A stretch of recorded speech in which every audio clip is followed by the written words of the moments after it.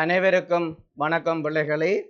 நாங்கள் வடமாகாண கல்வி திணைக்களத்தின் அனுசரணையுடன் LMDM அலகினால் நடாத்தப்படும் வகுப்புகளில் கலந்து கொண்டிருக்கின்றோம்.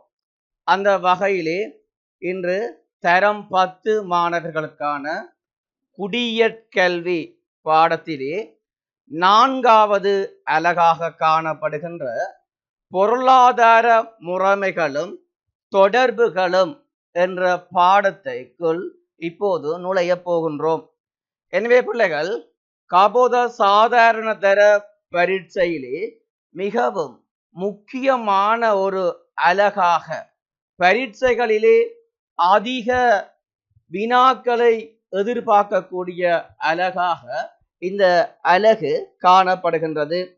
அந்த வகையிலே இந்த அலகிலே முற்று முழுதாக பொருளாதார முறைமை பற்றிய விடயங்களை நாங்கள் நோக்க வேண்டியவர்களாக காணப்படுகின்றோம். அந்த வகையிலே பிள்ளைகளே, முதலாவதாக நாங்கள் பார்க்க வேண்டிய விடயம் பொருளாதார முறை என்றால் என்ன என்ற விடயம் பார்க்க வேண்டியவர்களாக காணப்படுகின்றோம். அந்த வகையிலே பொருளாதார முறை என்பது மனிதர்கள் சமூகமாக வாழும்போது தனது தேவைகளையும் விருப்பங்களையும் நிறைவேற்றி கொள்ள முற்படும் போது எதிர்கொள்ளும் பிரச்சனைகளை தீர்த்து கொள்வதற்காக சமூக அமைப்புகள் ஒழுங்கமைத்துள்ள பொறிமுறையே பொருளாதாரம் என்று அழைக்கப்படும்.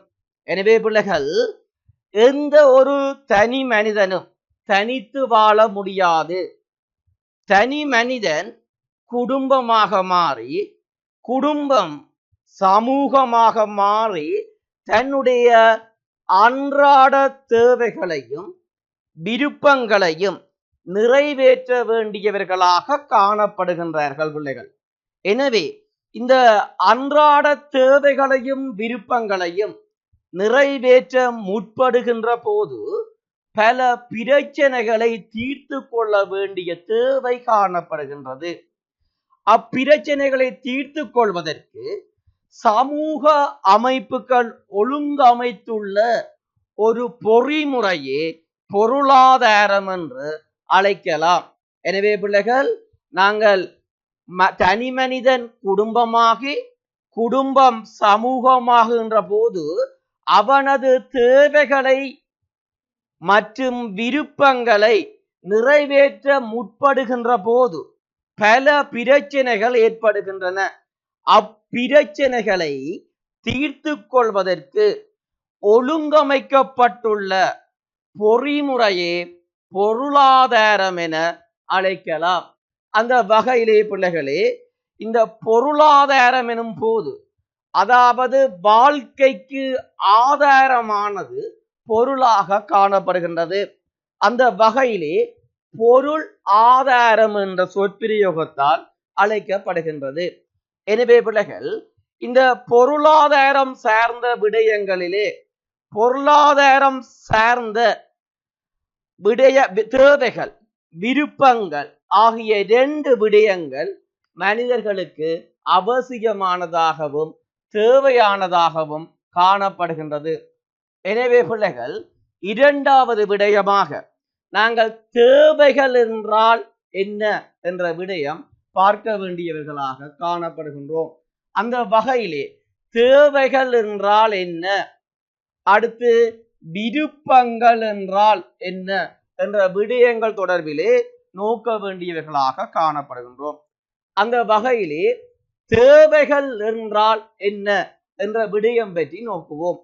நாங்கள் ஏற்கனவே பார்த்தது போன்று பிள்ளைகளே, மனிதர்கள் சமூகமாக ஒழுங்கமைந்து வாழும் போது, அதாவது தனி மனிதன் குடும்பமாகி, குடும்பம் சமூகமாகி ஒரு சமூக கட்டமைப்பிலே ஒழுங்கமைந்து வாழும் போது தமது செயற்பாடுகளை மேற்கொள்வது தொடர்பில் அத்தியாவசியமான அம்சங்கள், ஒரு மனிதன் தன்னுடைய வாழ்க்கையை கொண்டு செல்வதற்கு அத்தியாவசியமான அம்சங்கள் தேவைகள் என அழைக்கப்படும். எனவே பிள்ளைகள், தேவைகள் என்றால் என்ன என்பது உங்களுக்கு தெரியும். அதாவது ஒரு மனிதன் சமூகமாக ஒழுங்கமைந்து வாழும்போது தமது அன்றாட செயற்பாடுகள் தொடர்பில அவர்களுக்கு மிகவும் அவசியமான அம்சங்கள் தேவைகள் என்று அழைக்கப்படுகின்றது. அந்த வகையிலே நாங்கள் சிறு வயதிலே பார்த்த விடயம் அடிப்படை தேவைகள். தேவைகளிலே நாங்கள் முதன்மையானதாக அடிப்படை தேவைகளை நோக்குகின்றோம். அந்த வகையிலே உணவு மிகவும் முக்கியமானது. உடை, உறையுள் ஆகிய முக்கியமான அடிப்படை தேவைகள் முதன்மைப்படுத்தப்படுகின்றன. எனவே பிள்ளைகள், உணவு, உடை, அதே மாதிரி உறையுள் ஆகிய தேவைகள் ஒரு மனிதனுக்கு மிகவும் முக்கியமானது. ஆரம்ப காலத்திலே அடிப்படை தேவைகள் உணவு, உடை, உறையுள் என அழைத்தாலும் தற்காலத்திலே பார்த்தமாக இருந்தால் சுகாதாரம் மிகவும் முக்கியமான ஒரு விடயமாக காணப்படுகின்றது. அதற்கு அடுத்ததாக பார்த்தமாக இருந்தால் கல்வி முக்கியமானதாக காணப்படுகின்றது. கல்வியும் ஒரு அடிப்படை தேவை என்ற வடிவத்துக்குள் அதாவது கிடைக்கப்பெற்ற ஒரு விடயமாக தற்போது காணப்படுகின்றது. எனவே அடுத்த விடயம் பார்த்தமாக இருந்தால் பிள்ளைகளே, நாங்கள் தேவைகளில் இருந்து பிரிந்து செல்கின்ற ஒரு விடயமாக விருப்பங்கள் என்ற விடயத்தை நாங்கள் நோக்குவோம். இந்த விருப்பங்களை ஆசைகள் என்ற சொற்பிரயோகத்தாலும் அழைப்பார்கள். எனவே பிள்ளைகள், தேவைகளினுடைய ஒரு உப பிரிவாக விருப்பங்கள் காணப்படுகின்றது. அதற்கு வரைவிலக்கணத்தை முதலிலே நோக்கிவிட்டு அதனுடைய உதாரணத்தை பார்க்கும்போது உங்களுக்கு தெளிவாக விளங்கும்.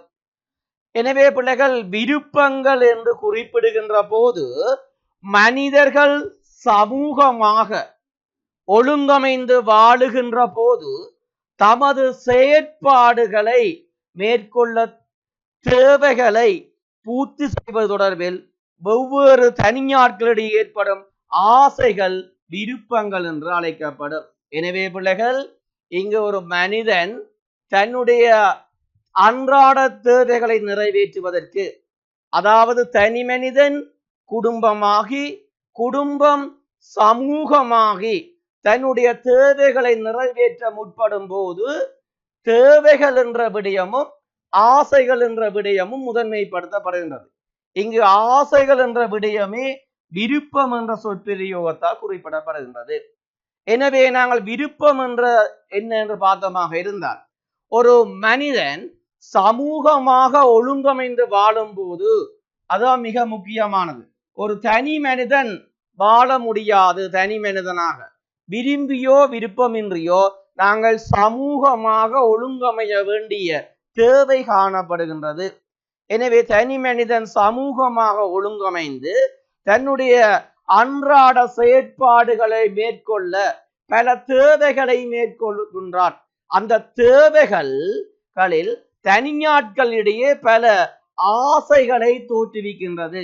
எனவே தேவைகளின் ஒரு உபபிரிவாகவே ஆசைகள் காணப்படுகின்றது.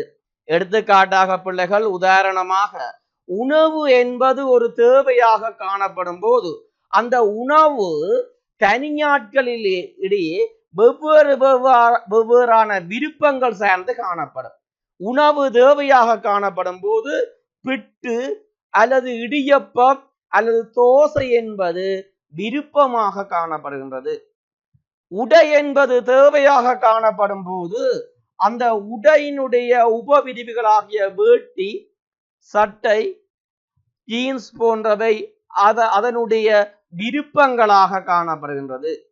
வீடு என்பது தேவை, மனிதனுடைய அடிப்படை தேவை. அந்த வீட்டிலே குடிசை வீடா அல்லது மாடி வீடா என்பது அவனுடைய விருப்பமாக காணப்படுகின்றது.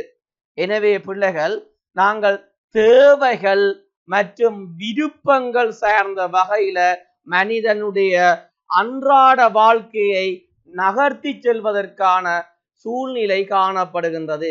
எனவே இந்த விடயத்திலே பிள்ளைகளே, தேவைகள் என்றால் என்ன, ஆசைகள் அல்லது விருப்பங்கள் என்றால் என்ன என்பது தங்களுக்கு தெளிவாக விளங்கி இருக்கும் என்று நினைக்கின்றேன். அடுத்த விடயமாக பிள்ளைகளே, நாங்கள் மூன்றாவது விடயத்துக்கு போகின்றோம். நான்காவது விடயம், இதிலே மனிதர்களின் தேவைகளும் அவற்றுடன் தொடர்புடைய விருப்பங்களையும் நாங்கள் நோக்கலாம். இதிலே அட்டவணைப்படுத்தப்பட்டுள்ளது. ஏற்கனவே குறிப்பிட்ட விடயத்தை அட்டவணையாக காட்டப்பட்டுள்ளது. பிள்ளைகளே, இங்கே பாருங்கள், உணவு தேவையாக காணப்படுகின்றது, அதே மாதிரி உடை தேவையாக காணப்படுகின்றது, உறையுள் தேவையாக காணப்படுகின்றது, கல்வி தேவையாக காணப்படுகின்றது. எனவே இந்த முதலாவது குலத்துக்குள் இருப்பது தேவையாகவும் அடுத்த குலத்துக்குள் இருப்பது விருப்பங்களாகவும் காணப்படுகின்றது. ஏற்கனவே குறிப்பிட்டது போல பிள்ளைகளே, உணவு என்ற தேவை தனியாட்களிடையே பல்வேறு வகையான விருப்பங்களை ஏற்படுத்துகின்றது. அது ஏற்கனவே குறிப்பிட்ட தோசை, பாட்சோறு, கொத்து ரொட்டி போன்றவை விருப்பங்களாக காணப்படுது. உடை தேவையாக காணப்படுகின்றது. அந்த உடையினுடைய பிரிவுகளாகிய வேட்டி, காட்சட்டை, சாரி போன்றன அந்த உடையினுடைய உடை சார்ந்து ஒவ்வொரு தனியாட்களிடையே ஏற்படுற விருப்பமாக காணப்படுகின்றது. உறையில் என்பது தேவை, அந்த உறையுள் மாடி வீடு, குடிசை வீடு என்பது விருப்பமாக காணப்படுகின்றது. கல்வி என்பது அடிப்படை தேவையாக தற்போது உணரப்படுகின்றது. அந்த கல்வியிலே கலைத்துறையை தெரிவு செய்வதா, அல்லது விஞ்ஞானத்துறையை தெரிவு செய்வதா, அல்லது கணிதத்துறையை தெரிவு செய்வதா, அல்லது தொழில்நுட்பத்துறையை தெரிவு செய்வதா என்பது மாணவர்களுடைய விருப்பமாக காணப்படுகின்றது. எனவே பிள்ளைகள், கல்வி மாணவரின் தேவையாக இருக்கும் போது மாணவர்களின் விருப்பமாக அந்த பாடங்கள் காணப்படுகின்றது. அந்த வகையிலே பிள்ளைகள், உங்களுக்கு தேவைகள் என்றால் என்ன, விருப்பங்கள் என்றால் என்ன, அவை இரண்டும் எவ்வாறு தொடர்பு படுகின்றது, தேவையிலிருந்து விருப்பங்கள் எவ்வாறு பிரிவடைந்து தனியாட்களிடையே வேறுபடுகின்றது என்ற விடயத்தை நாங்கள் நோக்கி இருக்கின்றோம். அடுத்த விடயமாக பிள்ளைகளே, நாங்கள் பார்க்க வேண்டிய விடயம் அருமை என்ற சொற்பதம். எங்களுடைய பாடத்திலே மிகவும் முக்கியமாக பேசப்படுகின்ற ஒரு விடயம். உங்களுக்கு தெரியும் பிள்ளைகளே, மனிதனுடைய தேவைகளுடன் அவனுக்கு அவசியம் தேவைப்படுகின்ற இன்னொரு விடயம், தேவைகளின் உபபிரிவாக காணப்படுவது விருப்பங்கள். எனவே மனிதனுடைய தேவைகள் மற்றும் விருப்பங்கள் சார்ந்து நாங்கள் இந்த அருமை என்ற விடயத்தை நோக்கலாம் என்று நினைக்கின்றேன். மனிதனுடைய தேவைகள் எல்லையற்ற வகையில் காணப்படுகின்றது. ஏனென்றால் பிள்ளைகளே, தனி மனிதன் ஆக இருக்கும்போது இருக்கின்ற தேவைகளை விட குடும்பமாக இருக்கும் போது, அல்லது சமூகமாக பரிணாமம் அடையும் போது, அல்லது நாடாக பரிணாமம் அடையும் போது, ஒரு சர்வதேசமாக பரிணாமம் அடையும் போது தேவைகள் அதிகரித்து கொண்டே செல்லும். தேவைகள் எவ்வாறு அதிகரிக்கின்றதோ அதே போல அதனுடைய உபபிரிவாகிய விருப்பங்களும் அதிகரித்து கொண்டு செல்கின்றது. எனவே மனிதனுடைய எல்லையற்ற தேவைகளை மற்றும் விருப்பங்களை நிறைவேற்றுவதற்கு பிள்ளைகள், இதுல மிகவும் முக்கியமான விடயம் வளங்கள் போதாமல் இருத்தல். அதாவது பொருளாதாரத்தில் காணப்படுற மிக முக்கியமான பிரச்சனை, மனிதனுடைய தேவைகளை ஈடு செய்கின்ற வகையில, அவனுடைய எல்லையற்ற தேவைகள் விருப்பங்களை நிறைவு செய்கின்ற வகையில வளங்கள் போதாமல் இருத்தலே அருமை என்று அழைக்கப்படுகின்றது. எனவே பிள்ளைகளே, இந்த அருமையினை பற்றாக்குறை என்றும் அதே போல பலப்பற்றாக்குறை என்றும் அழைக்கின்ற ஒரு மரபும் காணப்படுகின்றது. எனவே பிள்ளைகள், நாங்கள் இந்த விடயத்திலே அருமை என்றால் என்ன என்ற விடயம் தெளிவாக பார்த்திருக்கின்றோம். மனிதனுடைய எல்லையற்ற தேவைகளை விருப்பங்களை நிறைவேற்றுவதற்கு வளங்கள் போதாமல் இருத்தலே அருமை என்று அழைக்கின்றோம். இந்த அருமையினை பற்றாக்குறை என்றோ அல்லது வளப்பற்றாக்குறை என்றோ அழைக்கின்ற மரபும் காணப்படுகின்றது. எனவே பிள்ளைகள் நாங்கள் இந்த அரிமி என்ற விடயத்தை நோக்கி இருக்கின்றோம். அடுத்ததாக பிள்ளைகளே பார்க்க வேண்டிய விடயம், அதாவது அடிப்படை பொருளாதார பிரச்சனைகள். உங்களுக்கு தெரியும் பிள்ளைகள், எங்களுடைய தேவைகள் அதிகமாக இருக்கின்றது. அதே போல அந்த தேவைகளை நிறைவேற்றுவதற்கு நில வசதி, தேவைகளை நிறைவேற்றுவதற்கு நில வசதி அவசியமானது. அதே போல தேவைகளை நிறைவேற்றுவதற்கு மூலதனம் அவசியமானதாக காணப்படுகின்றது. நில வசதி மற்றும் மூலதனம் அவசியமானதாக காணப்படுகின்றது. எனவே நில வசதி, மூலதனம் உள்ளிட்ட பிரச்சினைகளை, இவை பிரச்சனையாக மாறுகின்ற போது பிரச்சனைகளை பிரச்சனைகளாக விட முடியாது. எனவே அதனை, அந்த பிரச்சனைகளை தீர்த்து கொள்வதற்கு, பிரச்சனைகளுக்கு தீர்வு காண்பதற்கு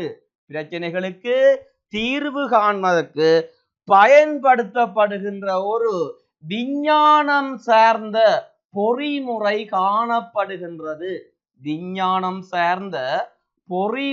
காணப்படுகின்றது. எனவே பிள்ளைகள், மனிதனுடைய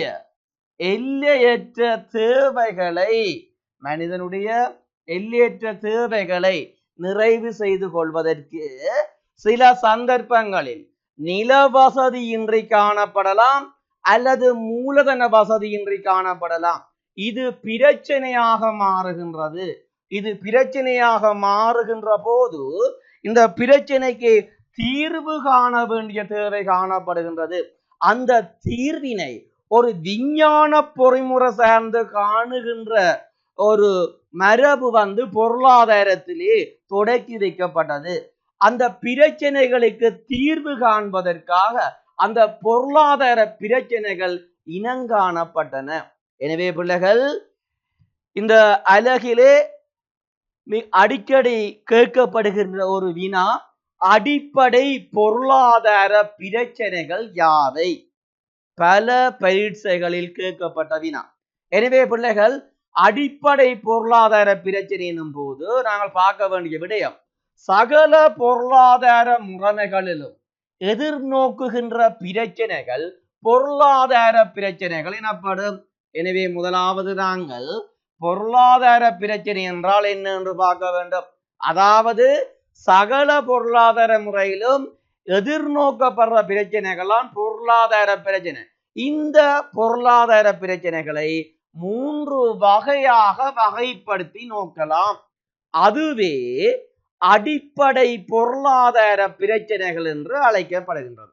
எனவே பிள்ளைகள், ஒரு மனிதன் தன்னுடைய தேவைகளை அல்லது விருப்பங்களை நிறைவேற்றிக் கொள்வதற்கு நில வசதி மற்றும் மூலதனம் உள்ளிட்ட பிரச்சனைகள் தோன்றுகின்ற போது அந்த பிரச்சனைகளுக்கு தீர்வு காண்பதற்கான பொறிமுறையை ஏற்படுத்துவதற்காக அந்த அடிப்படை பொருளாதார பிரச்சனைகள் இனங்காணப்பட்டது.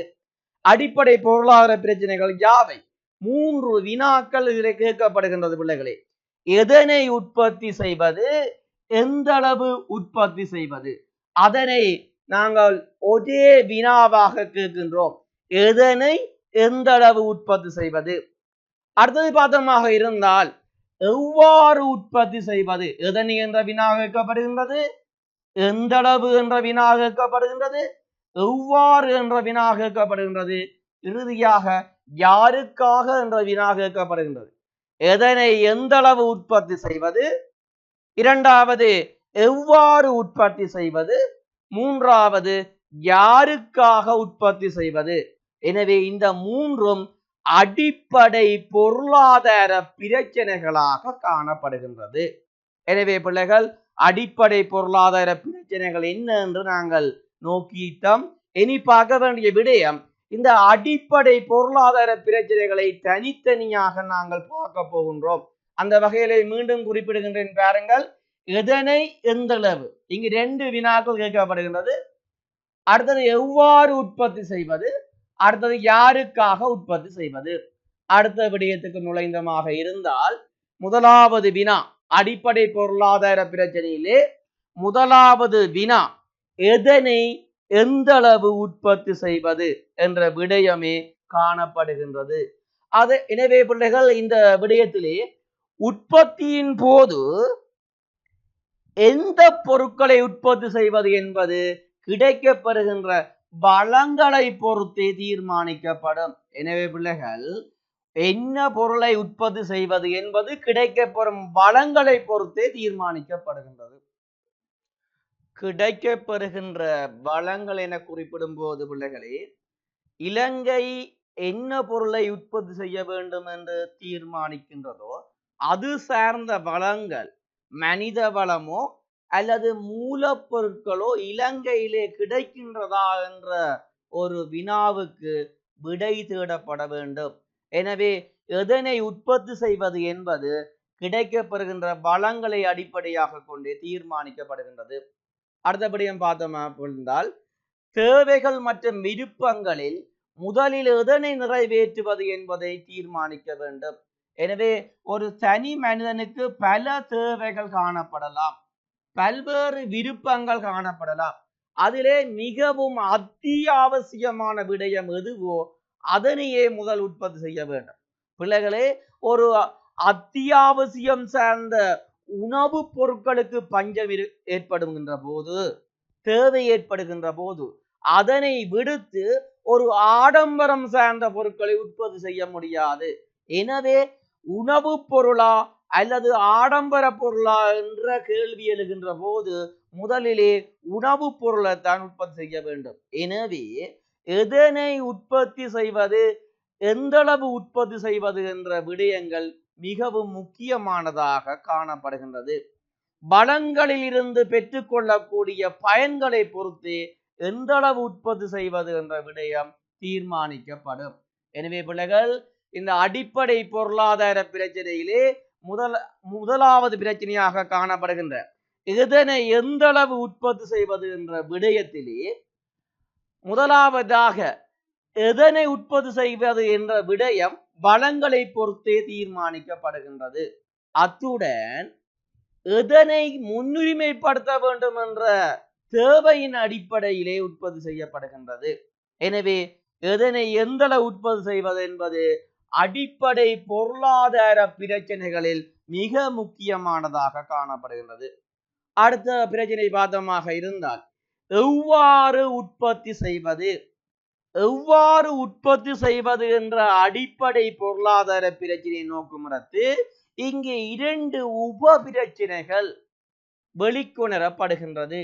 இரண்டு உப பிரச்சனைகள் பற்றி நோக்க வேண்டியவர்களாக காணப்படுகின்றோம். அந்த வகையிலே ஒரு பொருளை உற்பத்தி செய்யும் போது எவ்வாறான நுட்பங்களை பயன்படுத்த வேண்டும் என்ற வினாவும் அது யாரால மேற்கொள்ளப்பட வேண்டும், எவ்வாறான நுட்பங்கள் பயன்படுத்தப்பட வேண்டும் என்ற விடயமும் யாரால் அதனை உற்பத்தி செய்யப்பட வேண்டும் என்ற விடயம், இரண்டு விடயங்கள் இந்த கேள்விக்குள் அடங்கி இருக்குது. அப்ப எவ்வாறு உற்பத்தி செய்வது என்ற விடயத்துக்குள் பயன்படுத்தப்படும் நுட்பங்கள், அதாவது பிள்ளைகள் எவ்வாறு உற்பத்தி செய்வது என்றால் இயந்திர சாதனங்களின் அடிப்படையில் உற்பத்திகளை மேற்கொள்வதா, இயந்திரங்கள் அடிப்படையில் உற்பத்திகளை மேற்கொள்வதா, அல்லது பார்த்தமாக இருந்தால் பிள்ளைகளே அதாவது மனித உழைப்பை அடிப்படையாக கொண்டு உற்பத்திகளை மேற்கொள்வதா என்ற விடயம் மிகவும் முக்கியமானதாக காணப்படுகின்றது. எனவே ஒரு பொருளை நீங்கள் உற்பத்தி செய்யும் போது, நீங்கள் ஒரு ஆடை தொழிற்சாலை சார்ந்து ஆடைகளை உற்பத்தி செய்யும் போது நீங்கள் ஒரு முகாமையாளர் என்ற இடத்தில் இருந்து கொண்டு யோசிக்க வேண்டிய விடயம், இயந்திர சாதனங்களை பயன்படுத்தி உற்பத்தி செய்வது சிறப்பானதா அல்லது முழுமையாக மனித உழைப்பை பயன்படுத்தி உற்பத்தி செய்வது சிறப்பானதா? எனவே நீங்கள் இதிலே எந்த நுட்பம் தேவை என்பதை நீங்களே தீர்மானிக்க வேண்டும். எனவே பிள்ளைகளே இதிலே இயந்திர சாதனங்களை பயன்படுத்தி உற்பத்தி செய்வது என்பது முதலீட்டு நுட்பமாக காணப்படுகின்றது. அடுத்தது பார்த்தமாக இருந்தால் மனித உழைப்பை பயன்படுத்தி உற்பத்தி செய்வது என்பது உழைப்பு நுட்பமாக காணப்படுகின்றது. எனவே உற்பத்தி தொடர்பாக பயன்படுத்தக்கூடிய நுட்பங்கள் பிரதானமான இரு முறைகளாக நோக்கப்படுகின்றது. ஒன்று முதலீட்டு நுட்பம், இரண்டாவது உழைப்பு நுட்பம். முதலீட்டு நுட்பம் என்றால் என்ன பிள்ளைகளே? இயந்திரங்களை பாவித்து, அதாவது பார்த்தமாக இருந்தால் இயந்திர சாதனங்களை பயன்படுத்தி, அதாவது பண்டங்களை உற்பத்தி செய்வது, அதாவது முதலீட்டு நுட்பம் என்று அழைக்கப்படுகின்றது.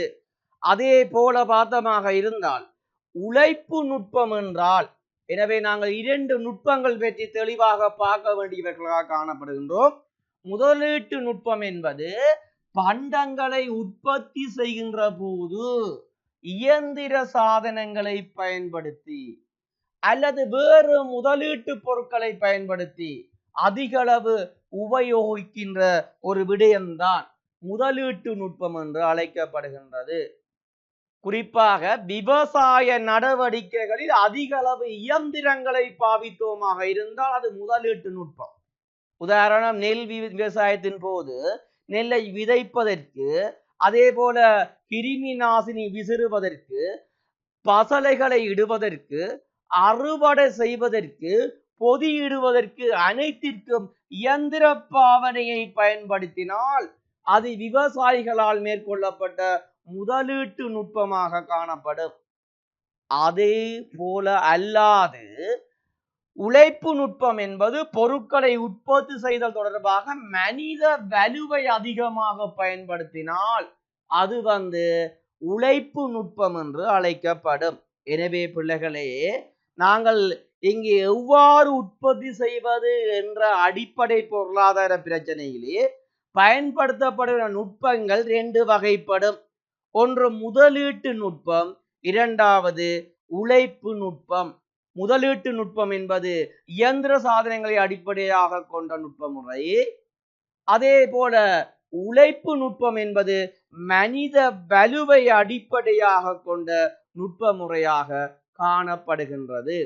அடுத்தது பார்த்தமாக இருந்தால் நாங்கள் பார்க்க வேண்டிய விடயம் யாரால் உற்பத்தி செய்யப்படுகின்றது, யாரால் உற்பத்தி செய்யப்படுகின்ற அடிப்படை பொருளாதார பிரச்சனைகள் பார்த்த நாங்கள் எதனை எந்த அளவு உற்பத்தி செய்வது, அடுத்து எவ்வாறு உற்பத்தி செய்வது, யாரால் உற்பத்தி செய்வது என்ற விடயம் பார்க்க வேண்டியதாக காணப்படுகின்றது.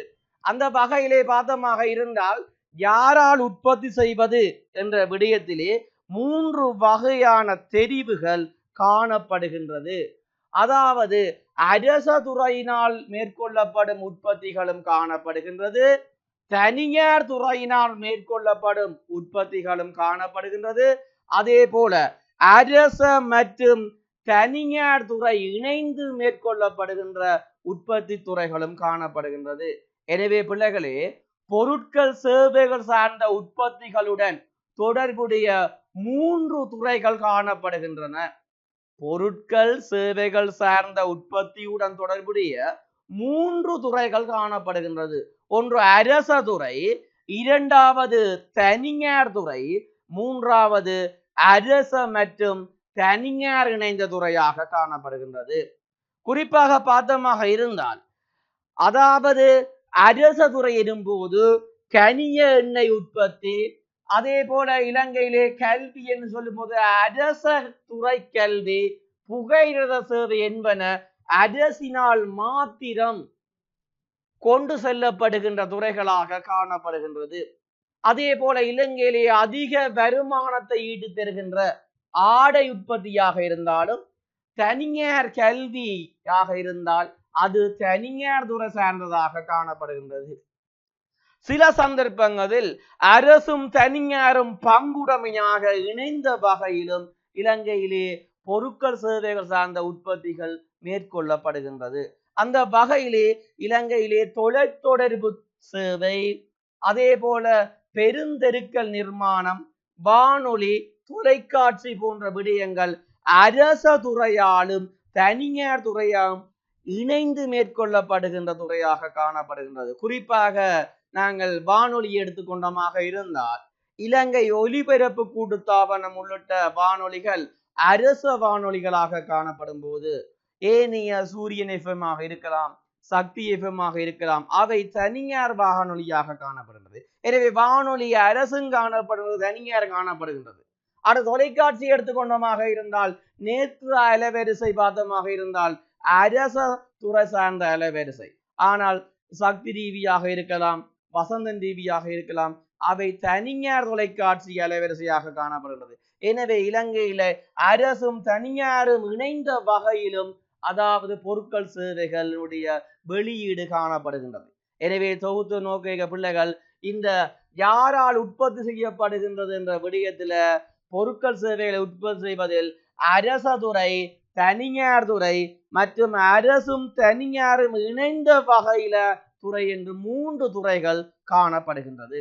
அடுத்த விடயம் பிள்ளைகளே, இறுதி யாருக்காக உற்பத்தி செய்வது என்ற விடயம். யாருக்காக உற்பத்தி செய்வது என்பது பிள்ளைகளே, ஒரு உற்பத்தி பொருட்களை உற்பத்தி செய்யும் போது அது உயர் வருமானம் மிக்கவர்களுக்கு உற்பத்தி செய்வதா, உயர் வருமானம் கொண்டவர்களுக்கு உற்பத்தி செய்வதா, அல்லது பார்த்தமாக இருந்தால் குறைந்த வருமானம் கொண்டவர்களுக்கு உற்பத்தி செய்வதா என்பதை தீர்மானிப்பது அதாவது அந்த தொழில் நிறுவனமாக காணப்படுகின்றது.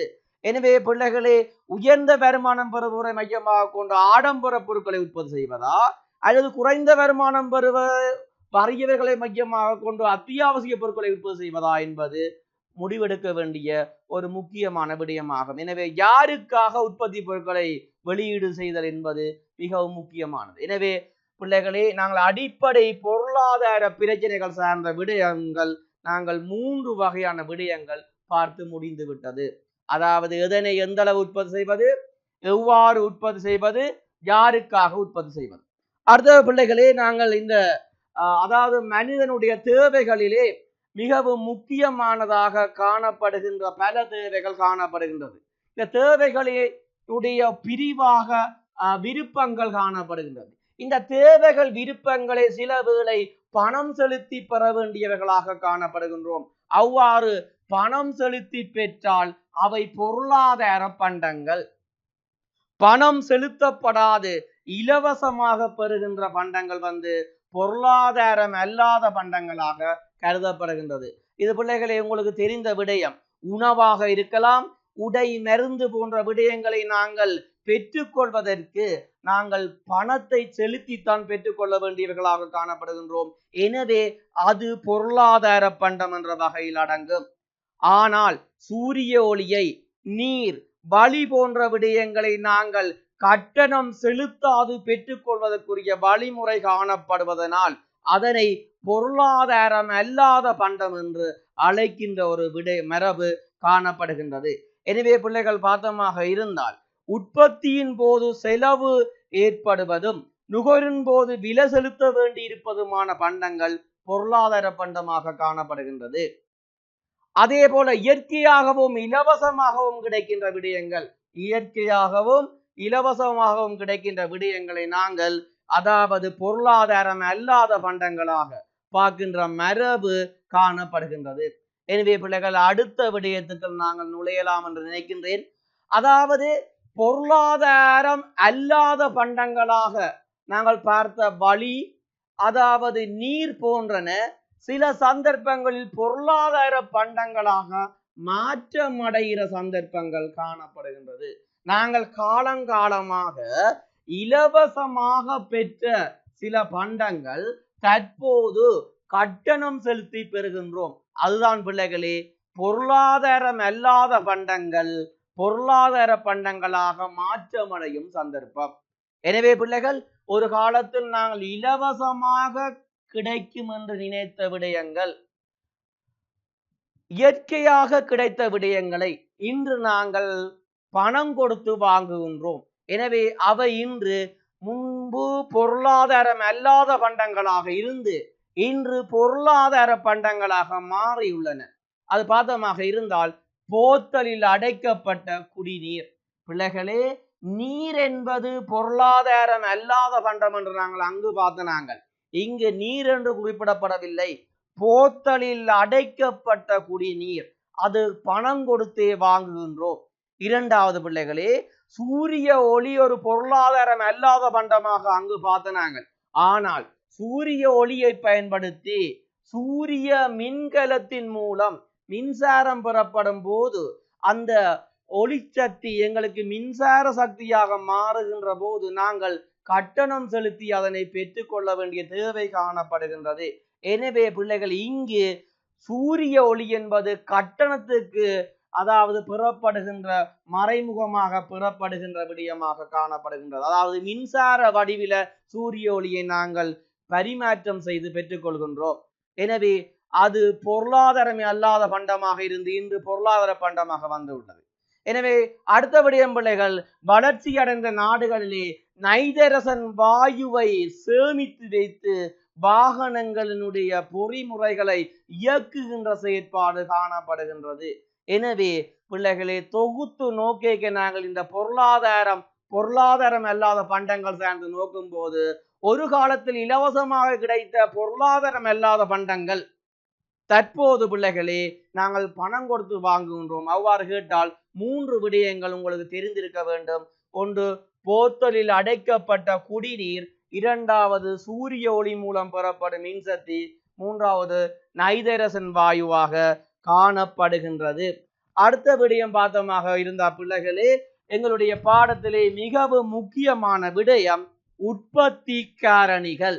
எனவே பிள்ளைகள், பொருளாதார பண்டங்களை உருவாக்குவது தொடர்பில் உற்பத்தி செயல்முறை ஒன்று அவசியமானதாக காணப்படுகின்றது. அந்த உற்பத்தி செயற்பாடுகளுக்காக பயன்படும் வளங்கள் தான் உற்பத்தி காரணிகள். அப்ப உற்பத்தி காரணிகள் என்றால் என்ன பிள்ளைகள்? உற்பத்தி செயல்முறைக்காக பயன்படுத்தப்படுகின்ற வளங்கள். அவ்வாறான வளங்கள் 4 வளங்கள் காணப்படுகின்றது பிள்ளைகளே. ஒன்று நிலம், இரண்டாவது உழைப்பு, மூன்றாவது மூலதனம், நான்காவது முயற்சி. எனவே பிள்ளைகள், உற்பத்தி காரணிகள் யாவை என்ற வினா தொடுக்கப்பட்டால் 4 காரணிகள் காணப்படுகின்றன. உற்பத்தி காரணிகள் நிலம், உழைப்பு, மூலதனம், முயற்சி. எனவே இந்த 4ஐயும் பற்றி பார்க்க வேண்டியவர்களாக காணப்படுகின்றோம். எனவே முதலாவதாக நிலம் என்பதை எடுத்துக்கொண்டோமாக இருந்தால் பிள்ளைகளே, பூமியும் அது சார்ந்த வளங்களும் நிலம் என்று அழைக்கப்படுகின்றது. பூமியும் பூமியோடு இணைந்த காடாக இருக்கலாம், மலையாக இருக்கலாம், அதுதான் சொல்லப்படுது. நாங்கள் நிலம் மாத்திரம் என்று நாங்கள் அழைக்கப்படுவது அதாவது தரைப்பகுதி மாத்திரமல்ல, தரையில் இருக்கின்ற மலையாக இருக்கலாம், காடாக இருக்கலாம், சதுப்பு நிலமாக இருக்கலாம். அதுதான் சொல்லப்படுது. பூமியும் அது சார்ந்த வளங்களும் தான் பிள்ளைகளே நிலம். அந்த நிலத்தை பயன்படுத்துவதற்காக கொடுக்கப்படுகின்ற கொடுப்பனவு பிள்ளைகளே மிகவும் முக்கியமானது. வாடகை என்று அழைக்கப்படுகின்றது. நிலத்தை பயன்படுத்துவதற்காக கொடுக்கப்படுகின்ற கொடுப்பனவு வாடகை. நாங்கள் ஒரு நிலத்தை பெற்று விவசாயம் செய்தால், நிலத்தை பெற்று ஒரு வியாபார ஸ்தாபனம் அதாவது நடாத்துவோமாக இருந்தால் நில உரிமையாளர்களுக்கு கொடுக்க வேண்டியது வாடகை. அடிக்கடி வினாவுக்கு தொடுக்கப்பட விடயம் பிள்ளைகளே, நிலத்திற்காக கொடுக்கப்படுகின்ற கொடுப்பனவு. பிள்ளைகளே, உற்பத்தி காரணிகள் 4 காணப்படுகின்றது. நிலம், உழைப்பு, மூலதனம், முயற்சி. அதே போல பிள்ளைகளே, நிலம் என்றால் என்னென்று தெரியும். நிலத்துக்காக கொடுக்கப்படுவது வாடகை ஆகும். அடுத்தது பிள்ளைகளே, உழைப்பு. பொருட்கள் சேவைகளின் உற்பத்தி தொடர்பில் தனிப்பட்டவர்களால் செலுத்தப்படும் உடல் உள ரீதியான சக்தி தான் உழைப்பு என்று அழைக்கப்படும். பிள்ளைகளே, உழைப்பு என்பது உடலாலும் மேற்கொள்ள முடியும், அதே மாதிரி உளத்தாலும் மேற்கொள்ள முடியும். உடலை பயன்படுத்தி வருந்தி உழைப்பவர்கள் காணப்படுகின்றார்கள். அதே போல மூளை ஊழியத்தின் மூலம் அதாவது உழைப்பவர்களும் காணப்படுகின்றார்கள். எனவே உடல் உழைப்பும் காணப்படுகின்றது, உள உழைப்பும் காணப்படுகின்றது. உடல் உழைப்பு, மூளை உழைப்பு என்று 2 வகைப்படும் பிள்ளைகளை. உழைப்பு 2 வகைப்படும். ஒன்று உடல் உழைப்பு, அடுத்தது மூளை உழைப்பு என்று 2 வகைப்படும். எனவே பிள்ளைகள், உழைப்பு என்றால் என்னன்றதுக்கு அதாவது பொருட்கள் சேவைகளை உற்பத்தி செய்வது தொடர்பில் தனிப்பட்டவர்களால் செலுத்தப்படுகின்ற உடல் உள ரீதியான சக்தி தான் உழைப்பு. இந்த உழைப்பு 2 வகைப்படும். ஒன்று உடல் உழைப்பு, இரண்டாவது பார்த்தமாக இருந்தால் மூளை உழைப்பு என்று 2 வகைப்படும். உழைப்புக்காக கொடுக்கப்படுற கொடுப்பனவு மிக முக்கியமானது.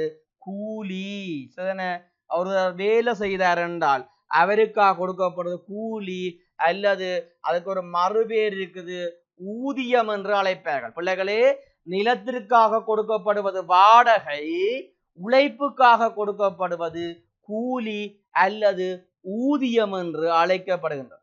இந்த உடல் உழைப்பு, மூல உழைப்பு என்று சொன்ன நான் அதை குறிப்பிடுகின்றேன். உடல் உழைப்பு என்றால் உடலை வருத்தி உழைப்பவர்கள், அது நேசன் தொழிலாளி, விவசாயி, கூலி தொழிலாளி, அது உடல் உழைப்பு. ஒரு வைத்தியர் அல்லது ஆசிரியர் மூளை உழைப்பாக காணப்படுகின்றது. அடுத்த விடயம் பிள்ளைகளே, நாங்கள் பார்க்க வேண்டிய விடயம், அதாவது உற்பத்தி காரணிகளில் நிலம் பார்த்துட்டோம், உழைப்பு பார்த்துட்டோம். அடுத்தது பார்க்க வேண்டிய விடயம் மூலதனம் என்ற விடயம் பார்க்க வேண்டியதாக காணப்படுகின்றது. எனவே பிள்ளைகள், மூலதனம் என்பது உற்பத்தி நடவடிக்கைகளுக்காக மனிதனால் பயன்படுத்தப்படும் கருவிகள், அதே போல மற்றும் உபகரணங்கள், ஏனைய உபகரணங்கள் தான் மூலதனமாக காணப்படுகிறது. குறிப்பாக ஒரு தொழிலை தொடங்கும் போது கட்டடம் ஒரு மூலதனமாக பயன்படுத்தப்படும், இயந்திர உபகரணங்கள் காணப்படும், அல்லது நிதி ஒரு மூலதனமாக பயன்படுத்தப்படும். எனவே மூலதனம் உற்பத்தி காரணிகளில் முக்கியமான ஒன்றாக காணப்படுகின்றது. அடுத்த விடயம் பிள்ளைகளை பார்த்தமாக இருந்தால் முயற்சி. அப்ப முயற்சி என்பது உற்பத்தி காரணிகளை ஒன்று சேர்த்து உற்பத்தி நடவடிக்கைக்கு பயன்படுத்துதலான் முயற்சி. பிள்ளைகளே, உற்பத்தி காரணிகள் தானாக இணைய மாட்டுது. நாங்கள் உற்பத்தி காரணிகள் 4 பார்த்தோம். ஒன்று பார்த்து நாங்கள் நிலம் பார்த்து நாங்கள், அதே மாதிரி இரண்டாவது உழைப்பு பார்த்து நாங்கள், முதல் பார்த்து நாங்கள், சரியா? நிலம், உழைப்பு. இங்க பார்த்தமாக இருந்தால் மூன்றாவது விடயம் காணப்படுகின்றது மூலதனம், அடுத்தது முயற்சி என்று காணப்படுகின்றது. எனவே பிள்ளைகளை பார்த்தமாக இருந்தால் நிலம், உழைப்பு, மூலதனம், முயற்சி. இந்த முயற்சிக்காக கொடுக்கப்படுவது லாபம், முயற்சிக்காக கொடுக்கப்படுவது லாபம். அதே போல மூலதனத்துக்காக வழங்கப்படுகின்ற கொடுப்பனவு வட்டி. எனவே மீண்டும் குறிப்பிடுகின்றேன், நிலத்துக்காக கொடுக்கப்படுகின்ற கொடுப்பனவு வாடகை, உழைப்புக்காக கொடுக்கப்படுவது ஊதியம் அல்லது கூலி, மூலதனத்துக்காக கொடுக்கப்படுவது வட்டி, அதே போல முயற்சிக்காக கொடுக்கப்படுவது லாபம். எனவே பிள்ளைகளே, உற்பத்தி காரணிகள் அடிக்கடி கேட்கப்படுற வினா, அதே போல இந்த உற்பத்தி காரணிகளுக்காக கொடுக்கப்படுகின்ற கொடுப்பனவு என்ற விடயமும் அடிக்கடி பரீட்சையிலே கேட்கப்படுகின்ற ஒரு வினாவாக காணப்படுகின்றது. எனவே பொருளாதார செயற்பாடுகளிலே உற்பத்தி காரணிகள் பரவி காணப்படுகின்றன. அந்த பரவி காணப்படுகின்ற உற்பத்தி காரணிகளை ஒன்றிணைக்கின்ற செயற்பாடுதான் முயற்சியாக காணப்படுகின்றது. எனவே பிள்ளைகள், அடுத்த விடயம் பார்த்தமாக இருந்தால் நாங்கள் அடுத்ததாக பார்க்க வேண்டிய விடயம் பொருளாதாரம் ஒன்றின் பிரதானமான செயற்பாடுகள் பற்றி நோக்க வேண்டியவர்களாக காணப்படுகின்றோம். ஒரு பொருளாதார செயல்முறை என்பது தனித்து ஒரு விடயத்தால் மாத்திரம் கையாளப்படுகின்ற விடயம் அல்ல. பொருளாதாரம் ஒன்றின் செயற்பாடுகள் எனும் போது 3 செயற்பாடுகள் முக்கியமானதாக காணப்படுகின்றது. 3 செயற்பாடுகள் முக்கியமானதாக காணப்படுகின்றது. அந்த வகையிலே முதலாவது செயற்பாடு உற்பத்தி. உற்பத்தியின் அடுத்த கட்டமாக இடம்பெறுவது விநியோகம். அதனை விநியோகிக்கும் போது அடுத்ததாக மக்களால் நுகரப்படும். எனவே பிள்ளைகள், ஒரு ஒழுங்கு முறையில நீங்க அதனை பாடமாக்கி வைத்திருக்க முடியும். உங்களால் மேற்கொள்ளப்படுற உற்பத்திகளை, மேலதிக உற்பத்திகளை நீங்கள் என்ன செய்வீர்கள் என்றால் சந்தைப்படுத்துவீர்கள். அது விநியோகம் என்று அழைக்கப்படும். உங்களால் விநியோகம் மேற்கொள்ளப்படுகின்ற போது அதனை நுகருவதற்கு மக்கள் முனைவார்கள். எனவே பொருளாதாரம் ஒன்றில் இடம்பெறுகின்ற 3 செயற்பாடாக ஒன்று உற்பத்தி, இரண்டாவது விநியோகம், மூன்றாவது நுகர்வு என்ற விடயம் காணப்படுகின்றது. அந்த வகையிலே பிள்ளைகளே, முதலாவதாக நாங்கள் உற்பத்தி என்றால் என்ன என்பது பற்றி பார்க்க வேண்டியவர்களாக காணப்படுகின்றோம். ஒரு பொருளாதாரம் ஒன்றில் மனிதர்களின் தேவைகளை நிறைவேற்றக்கூடிய வகையில் வளங்களை மாற்றிக்கொள்ளுதல். பிள்ளைகளை, இங்கு சொல்லப்பட வேண்டிய மிக முக்கியமான விடயம் வளத்தை மாற்றிக்கொள்ளலாம் உற்பத்தி. அதாவது இறப்பராக இருக்கலாம், இறப்பராக நுகர முடியாது, இறப்பரை பந்து ஆக மாற்றுவார்கள். அதே போல பாதமாக இருந்தால் ஏதாவது இரும்பை இயந்திரமாக மாற்றுவார்கள். எனவே பொருளாதாரம் ஒன்றில் மனிதர்களின் தேவைகளை நிறைவேற்றக்கூடிய வகையில வளங்களை மாற்றிக்கொள்ளல் உற்பத்தி என அழைக்கப்படுகின்றது. இந்த உற்பத்தியினை 3 துறைகளாக வகைப்படுத்தி நோக்கலாம். அந்த வகையிலே முதலாவதாக விவசாய உற்பத்தி, இரண்டாவதாக கைத்தொழில் உற்பத்தி, சேவை உற்பத்தி. பிள்ளைகளை, விவசாய உற்பத்தி எனும் போது கால்நடையும் அதற்குள் வரும். எனவே நெல், தானியம், மீன், முட்டை போன்றன விவசாய உற்பத்தியாகவும், கைத்தொழில் சார்ந்த உற்பத்தியாக ஆடை, எண்ணெய் வகைகள், இயந்திரங்கள் போன்றனவும், சேவை உற்பத்தியாக கல்வி சேவை, சுகாதார சேவை, போக்குவரத்து சேவை போன்றனவும் காணப்படுகின்றது. எனவே பாதமாக இருந்தால் உற்பத்தியினை 3 துறைகளாக வகைப்படுத்தலாம் பிள்ளைகளே. விவசாய உற்பத்தி, கைத்தொழில் உற்பத்தி, சேவை உற்பத்தி.